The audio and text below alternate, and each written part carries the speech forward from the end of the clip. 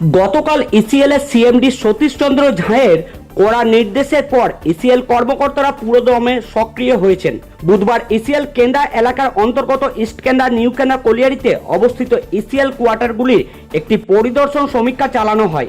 এই সমীক্ষার সময় ইসিএল কর্মকর্তারা তদন্ত করে দেখেন যে কতগুলি কোয়ার্টারে ইসিএল এমপ্লয়ি আছেন এবং কতগুলি অবৈধভাবে দখল করা হয়েছে। ইসিএল এর নিরাপত্তা দল এবং সিআইএসএফ এর উপস্থিতিতে এই অভিযান চালানো হয়। অভিযানে আসা ইসিএল কর্মকর্তারা জানান যে তারা বারবার অভিযোগ পেয়েছেন যে ইসিএল কোয়ার্টারগুলি অবৈধভাবে দখল করে মোটা অঙ্কের টাকায় বিক্রি করা হচ্ছে। অনেক ইসিএল এমপ্লয়ি কোয়ার্টার পায় না, অন্যদিকে আনএমপ্লয়ি অনেক ব্যক্তি সেই কোয়ার্টারগুলি দখল করে আছেন।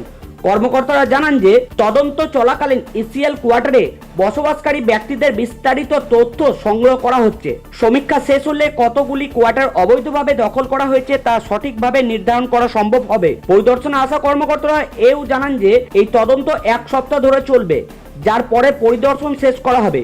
প্রতিবেদনটি ঊর্ধ্বতন কর্তৃপক্ষের কাছে জমা দেওয়া হবে। খনি এলাকায় যারা অবৈধভাবে বিদ্যুৎ সংযোগ নিয়েছে তাদের বিরুদ্ধেও শীঘ্রই ব্যবস্থা নেওয়া হবে।